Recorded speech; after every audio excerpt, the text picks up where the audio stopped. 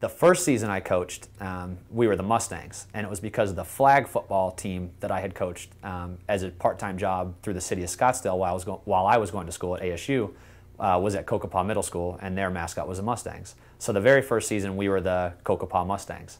And then when we decided to do it again for a second season, I was talking to my dad and asked him if he could send down the helmet logos from the Toronto Argonauts for us to use. I thought that would be cool to have professional, helmet logos.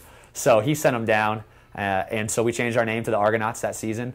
And we had the big, at that point it was a different logo than what they use now, but it was made for a full-size adult helmet, and we had the little youth helmet. So the logos didn't really fit. They were all wrinkly and air bubbles, so that's why we went away from using that, because it didn't work, but it was kind of cool for a season. So that's really how the Argonauts name was born, was my dad being there. I had a ton of coaching gear because every summer I'd go up and visit him. He'd give me a polo or a warm-up suit. So I figured I had all this cool coaching gear that I didn't really get to wear other than when I went to Toronto to visit him. So I thought it'd be nice to be able to wear it on Saturdays when I was coaching youth football. So that was really the point behind it. Didn't even think about the fact that it was, I'm Jason and the story of Jason and the Argonauts. I had never seen the movie or the book or any of that stuff. It just happened to be, kind of a coincidence about it. And that's kind of been one of the funny things that to the day people think I named the team after myself. And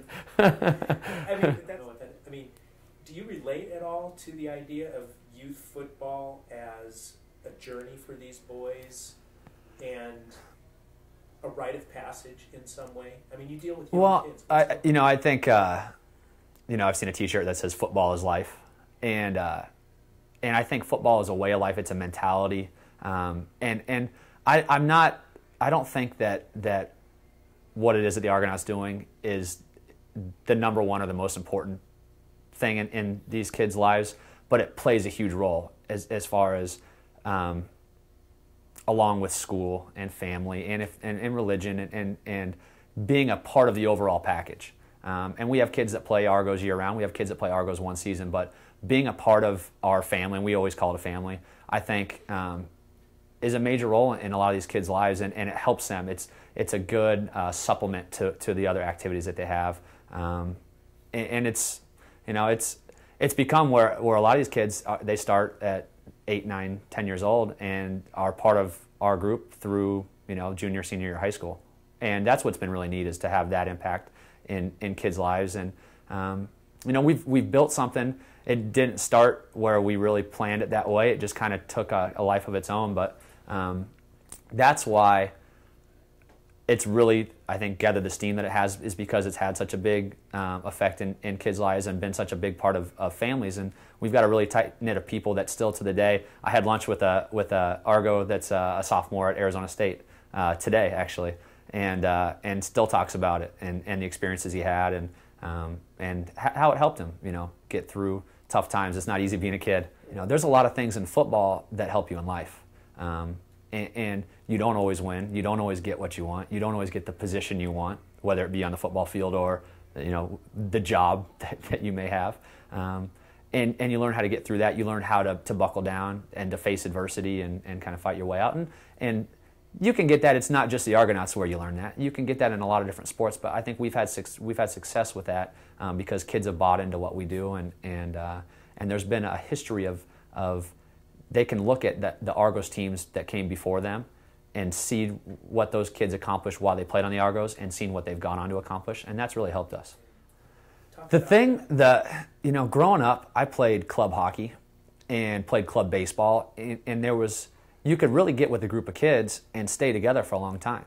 And Pop Warner, you got placed based on where you lived, your region, and you got put on a team, and then you'd be with that team for a year, and then if you moved up to age group, it was with a different team, not necessarily with the same kids. And you'd stay with the group sometimes. But there wasn't the continuity from season to season to be able to stay with the same guys and to be able to be a part of a team.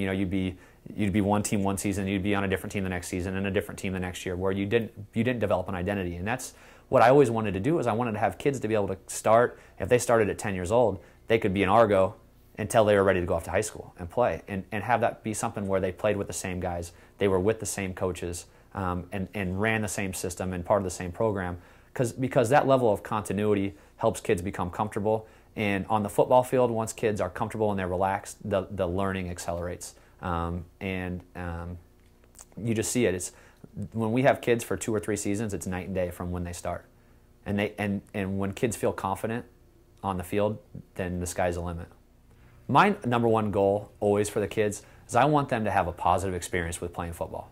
I want them to make friends. I want them to learn the game. And I want them to develop a passion for the game of football, like what I have and what our other coaches have.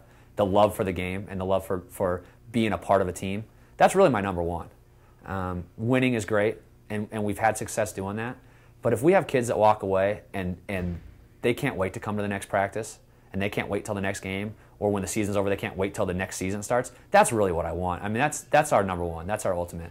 And the success that comes along with that desire and that commitment to be a part of something, that's kind of the gravy. That's the kind of the icing on the cake for us. And we've seen that, because when kids really want something badly, they'll do what it takes. They'll do what you ask them. And that's why we've been able to step our level up, because of the level of excitement and commitment and dedication that we get from the kids that play for our club.